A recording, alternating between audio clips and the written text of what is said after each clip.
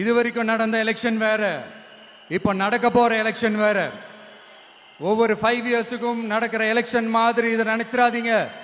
50 வருஷத்துக்கு ஒரு வாட்டி நடக்க போற ஒரு எலெக்ஷன் மாதிரி இது. அதிசய எலெக்ஷன்.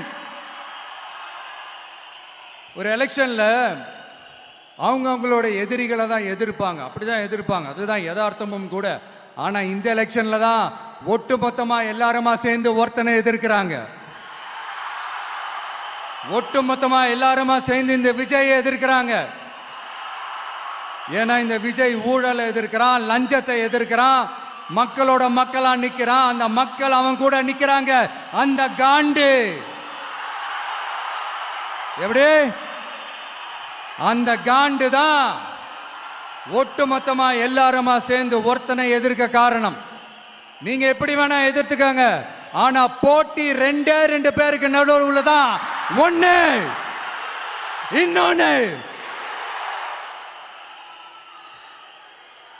இந்த எலெக்ஷன் டேல மேக்சிமம் என்ன பண்ணுவீங்க?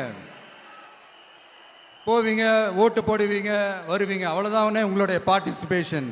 ஆனா இந்த எலெக்ஷன்ல நீங்க பங்கெடுத்துக்க போறீங்க. எஸ், உங்க வீட்டில் இருக்கிற ஒரு விஜய் தான், உங்க வீட்டில் இருக்கிற ஒரு விஜய் தான் வேட்பாளரா நிக்க போறாங்க.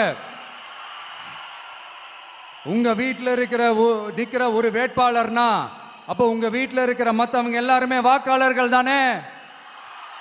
உங்க அம்மா, உங்க அப்பா, உங்க அண்ணன், உங்க தம்பி, உங்க சொந்தம் டிவிக்கே வேட்பாளர் அப்படின்னா அப்போ உங்க ஓட்டு விசில் சின்னத்துக்கு தான் எல்லாருக்குமே தெரியும்.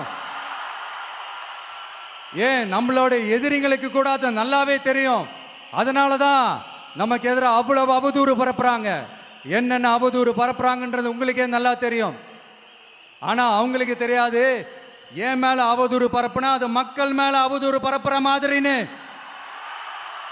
எனக்கு அரசியல் தெரியலன்னு சொன்னா அது மக்களுக்கு அரசியல் தெரியலன்னு சொல்ற மாதிரின்னு. என்ன அசிங்கமா பேசுனா அது மக்கள் அசிங்கமா பேசுற மாதிரின்னு. எனக்கு எதிராக செய்யற ஒவ்வொரு செயலும் அது மக்களுக்கு எதிராக செய்யற செயல் அவங்களுக்கு தெரியாம போச்சு.